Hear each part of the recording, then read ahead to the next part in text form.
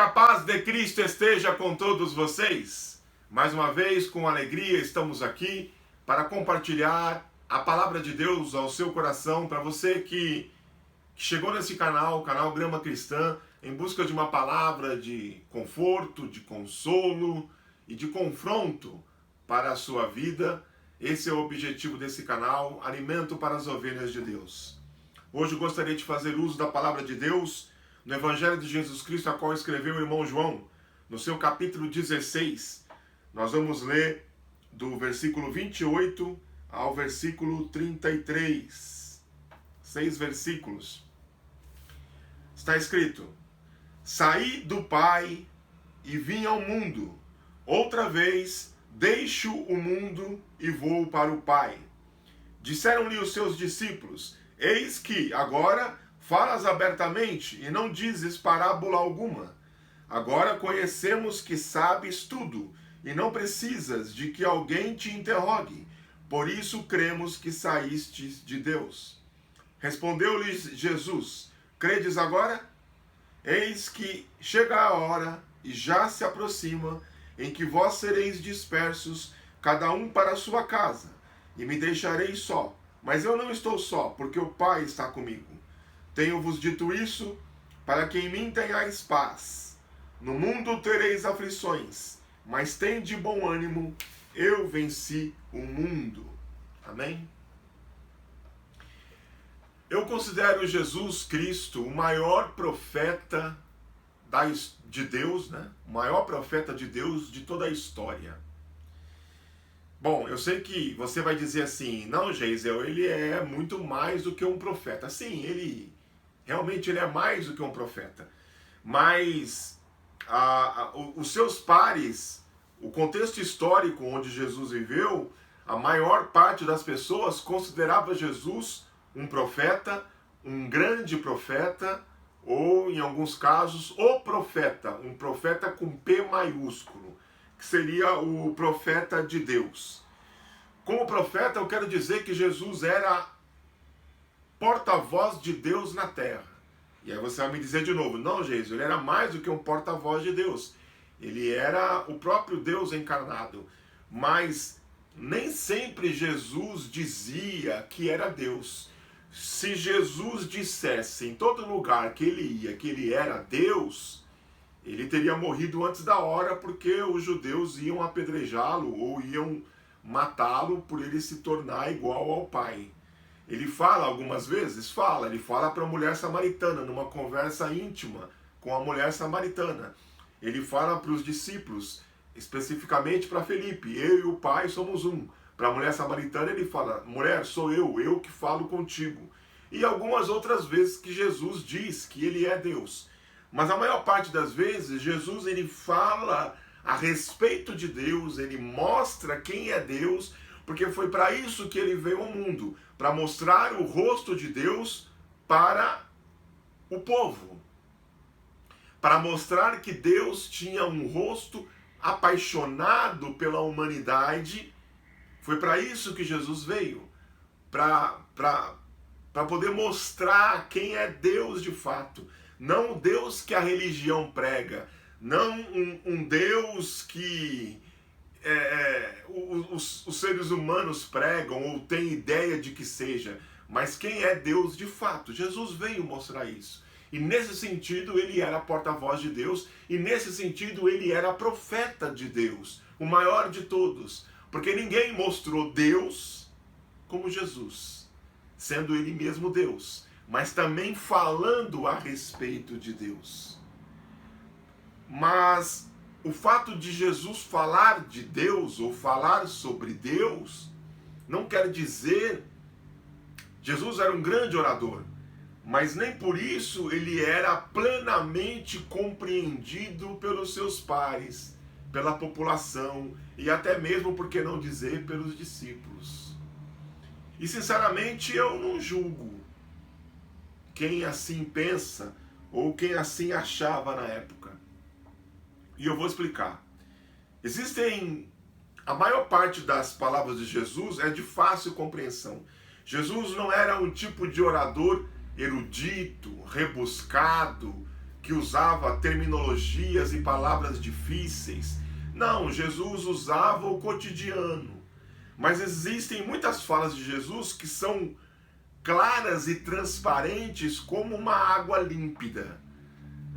Até mesmo coisas fortes. Por exemplo, quando Jesus fala, amai os vossos inimigos. Apesar de ter uma profundidade muito grande nisso, é de fácil compreensão.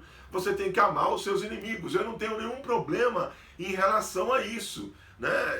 Você pode aceitar ou não essa verdade, mas ela é plenamente compreensível para nós. Agora, outra coisa é, por exemplo, Jesus dizer, granjeiem amigos com as riquezas da injustiça. Aí eu preciso colocar todos os meus neurônios para trabalhar, para tentar entender o que é que Jesus quis dizer com isso. Então, mas isso não quer dizer que aquilo que Jesus fala é de difícil compreensão. Eu não diria isso. O que eu digo é que quando Jesus fala, ou as falas de Jesus, o discurso de Jesus, as palavras de Jesus, tem uma profundidade muito grande. Não é questão de ser difícil ou fácil, mas elas são profundas. Elas vão no âmago da alma. Elas atingem os píncaros do nosso conhecimento, porque são de uma profundidade que filósofo nenhum na história conseguiu sequer chegar perto. O que Jesus propõe na sua fala, no seu discurso, nas suas palavras, é de uma profundidade ímpar, é de uma sublimidade altíssima. E aí, muitas vezes, nós queremos ficar por entender o que é que Jesus realmente quis dizer com aquilo que ele falou. E é por isso que, muitas vezes, Jesus falava através de parábolas, fazia analogias para que ficasse de fácil compreensão para o seu público, para os seus ouvintes. E ainda assim, explicando por parábolas, às vezes era necessário explicar aquilo que estava por trás da parábola para os seus discípulos, para que eles tivessem uma exata compreensão do discurso de Jesus.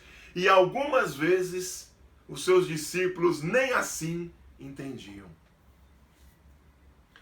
Bom, analisando o contexto imediato da passagem que nós lemos, eu preciso dizer para você que não há nada de que Jesus tenha falado no discurso do capítulo 16 que ele já não havia falado antes. Ele fala sobre perseguição, ele fala sobre volta para o Pai, ele fala sobre o Espírito Santo, ele fala sobre ida e retorno, ele fala sobre resposta às petições, ele fala do amor de Deus para com eles, ele fala do amor deles para com ele, Jesus Cristo. E para finalizar, Jesus diz que saiu do Pai para vir ao mundo e estando aqui no mundo, deixará o mundo para voltar para o Pai. Ele termina o discurso com essa frase que foi o primeiro versículo que nós lemos.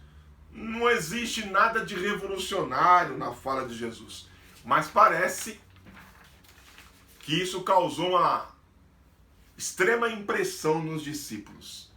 Que os discípulos então começam a falar, olha, agora conhecemos que você sabe tudo, né? E que nem é necessário que nós verbalizemos perguntas que nos inquietam. Por isso cremos verdadeiramente que você veio de Deus, que tu vieste de Deus. Nós cremos agora. Poxa vida, depois de 3 anos, finalmente, Jesus parece dizer, enfim, vocês creem? Jesus disse. Parece que Jesus disse, demorou, hein? Demorou para que vocês acreditassem nisso. E Jesus então continua, se eu for, e eu vou, vocês não vão ficar sozinhos, eu vou mandar um consolador para vocês. Mas antes disso eu vou ser preso e vocês vão se dispersar. E vocês vão me deixar sozinho. Mas na verdade eu não estou sozinho, porque o Pai, ele está comigo. E assim Jesus conclui a sua fala dizendo, eu lhes falei tudo isso para que em mim tenhais ou encontrem paz. No mundo vocês passarão por aflições, por provações, por sofrimentos, por tribulações, mas tende bom ânimo, tenham fé e coragem. Por quê? Porque eu venci o mundo.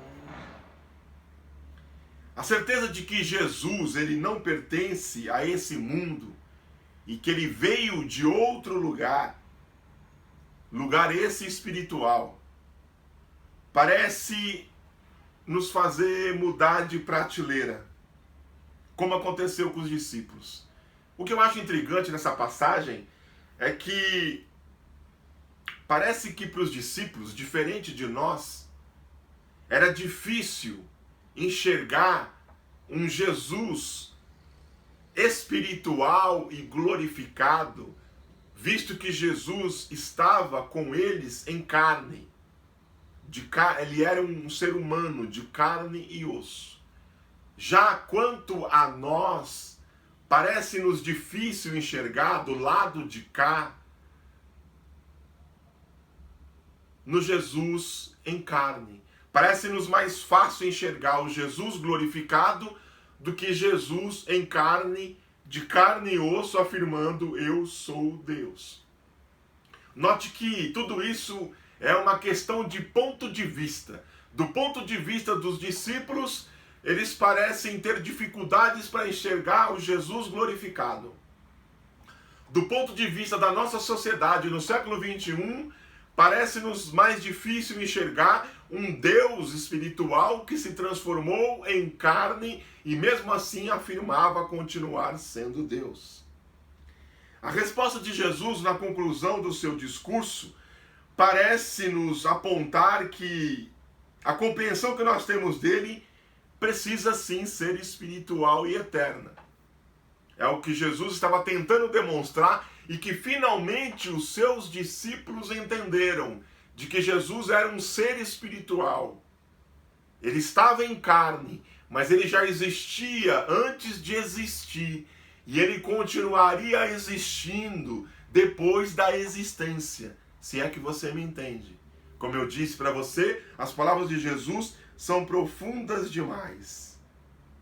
Mas, se Jesus quis falar para os discípulos que ele era um ser espiritual e eterno, ele ao mesmo tempo também quis passar para os discípulos e para nós hoje o segredo da nossa convivência enquanto não atingimos esse ápice da espiritualidade ou da eternidade, enquanto ainda habitamos corpos de carne e osso.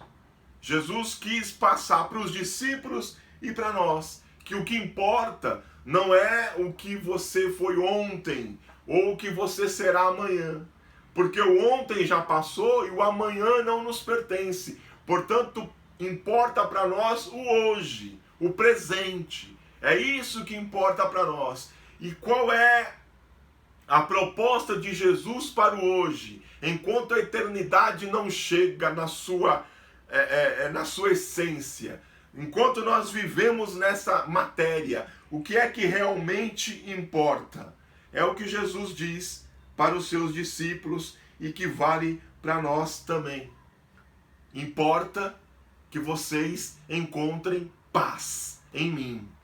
Não nas circunstâncias, não em algum partido político, não em algum plano partidário, não em algum tipo de Messias carnal, não na prosperidade material, financeira, não na ostentação, mas vocês encontrem a verdadeira paz em mim, é na minha pessoa. A verdadeira paz você só encontra em Cristo. Não está em outro lugar, não está em alguma outra ideologia, mas está numa pessoa, em alguém chamado Jesus Cristo. Bendito seja o nome do Senhor. Encontrando a paz, vocês precisam estar cientes de outra coisa, é de que no mundo que nós vivemos, que nós moramos, que nós habitamos, ele está repleto, esse mundo ele está repleto de aflições, de provações, de sofrimentos, de tribulações. Isso é fato. Todos os que passam por essa vida passam por provações, uns mais e outros menos, mas todos nós passamos por provações. Eu sou prova disso, você é prova disso, nós somos prova disso, de que o mundo é um mundo de aflições. Não importa o quão bom ou quão bem você viva aqui, perto do céu, aqui é um inferno. Porque no mundo é um mundo de aflições.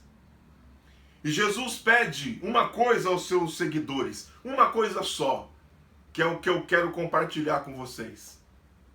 Tenham um bom ânimo. Animem-se. Tenham uma boa dose de fé e de coragem para levantar a cada dia. E não só levantar, para erguer a cabeça e caminhar os passos que você tem que caminhar nesse dia. Dia após dia. Jesus não está pedindo para que você viva 100 anos. Jesus está pedindo para que você tenha bom ânimo hoje. Hoje tenha bom ânimo. Porque o amanhã, se chegar, será outro dia. E amanhã você vai levantar e vai erguer a cabeça e vai andar outro tanto. E aí você vai olhar para trás e vai dizer, já passei muitas coisas, muita coisa já passou, e eu estou aqui, estou firme, estou de pé, continuo caminhando, porque até aqui o Senhor tem me sustentado. Bendito seja o nome do Senhor. Tenha bom ânimo, anime-se, caminhe a caminhada que você tem que caminhar hoje, caminhe a jornada que Deus proporcionou para você hoje. Amanhã será outro dia, mas caminhe hoje. Tenha bom ânimo, anime-se, bendito seja o nome do Senhor. Tenha coragem, é tudo que Jesus pede. Fé e coragem. E aí Jesus dá uma boa notícia. Oh, graças a Deus, né? Ufa! Jesus termina dizendo, eu venci o mundo. É interessante Jesus dizer isso antes da cruz. Ele não passou pela cruz ainda. Ele não venceu ainda. É interessante Jesus dizer isso antes da ressurreição. Ele ainda não ressuscitou. É interessante Jesus dizer isso antes de ser assunto ou de ascender ao céu. Ele ainda não subiu. Ele ainda não se glorificou. Ele não entrou na eternidade para ser aquilo que ele já era. Ele não voltou a ser aquilo que ele era. Ele ainda está em carne. Ele ainda está caminhando. Ele ainda está no processo. A cruz ainda não chegou. O Gólgota, o Calvário ainda não chegou. Mas Jesus disse, eu venci o mundo. Como Jesus pode ter essa certeza? Como Jesus pode falar no passado aquilo que ainda não aconteceu?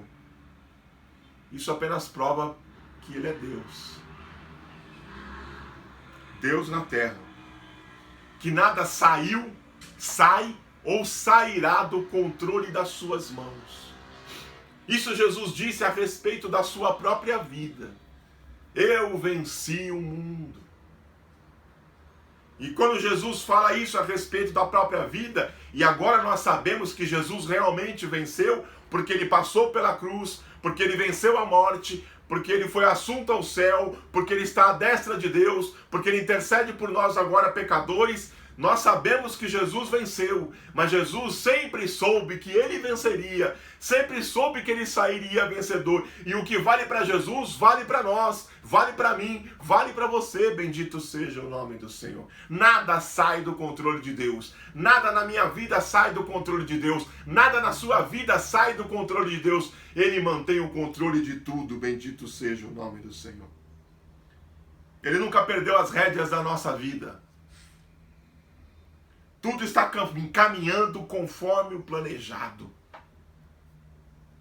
Assim como foi na vida de Jesus. Tudo está caminhando conforme o plano. Creia. Creia. Creia que Deus tem o melhor. Creia que Deus planeja o melhor para nós. Creia, creia, porque Ele é o nosso Deus. Ele nos escolheu, Ele nos remiu, Ele nos colocou em lugar seguro, Ele nos deu um novo nome, Ele nos deu vestes de salvação, e Ele continua cuidando de nós até o dia de hoje, e continuará a cuidar. Ele cuidou ontem, Ele cuida hoje, e Ele cuidará amanhã. Bendito seja o nome do Senhor. Aquele que fez todo o universo toma conta da nossa vida, da nossa simples, pequena e miserável vida. Ele toma conta de nós. Ele cuida de nós aqui nessa existência.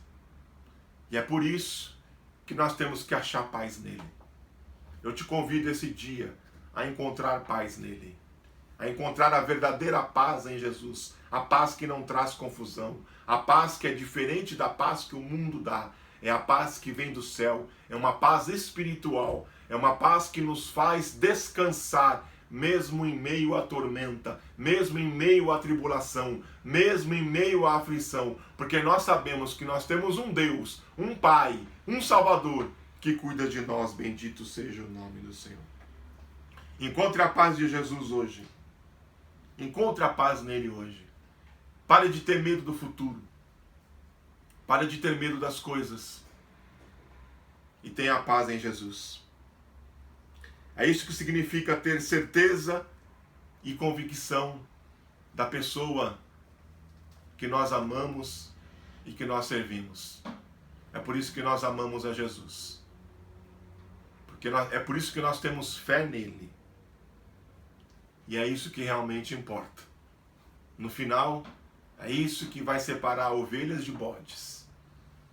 É a fé que você tem nele, que te faz descansar, mesmo em meio a um mundo com tantas aflições que nós vivemos. Deus abençoe a sua vida, em nome de Jesus.